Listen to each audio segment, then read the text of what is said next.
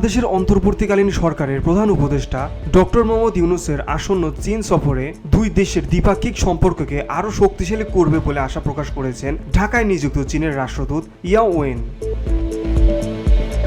পররাষ্ট্র মন্ত্রণালয়ের সচিব এম জসিমউদ্দিনের সঙ্গে এক বৈঠক শেষে সাংবাদিকদের সঙ্গে কথা বলেন চীনা রাষ্ট্রদূত। তিনি জানান 2025 সালে বাংলাদেশ চীন কূটনৈতিক সম্পর্কের 50 বছর পূর্ণ হবে। এই প্রেক্ষাপটে প্রধান উপদেষ্টার সফর অত্যন্ত গুরুত্বপূর্ণ এবং তা পারস্পরিক সম্পর্ককে নতুন উচ্চতায় নিয়ে যাবে বলে তিনি আশাবাদী।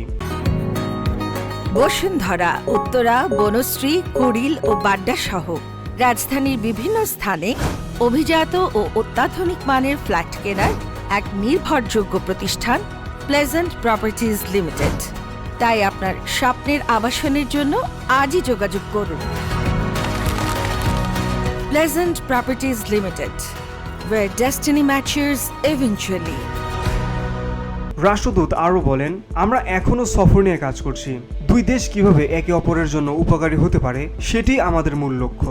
আগামী 26 মার্চ বুধবার 3 দিনের সফরে চীন যাচ্ছেন প্রধান উপদেষ্টা ডক্টর মোহাম্মদ ইউনূস। সফরের সময় তিনি চীনের শীর্ষ কর্মকর্তাদের সঙ্গে বিভিন্ন বৈঠকে অংশ নেবেন বলে আশা প্রকাশ করা হয়েছে। BOD Bangla news desk.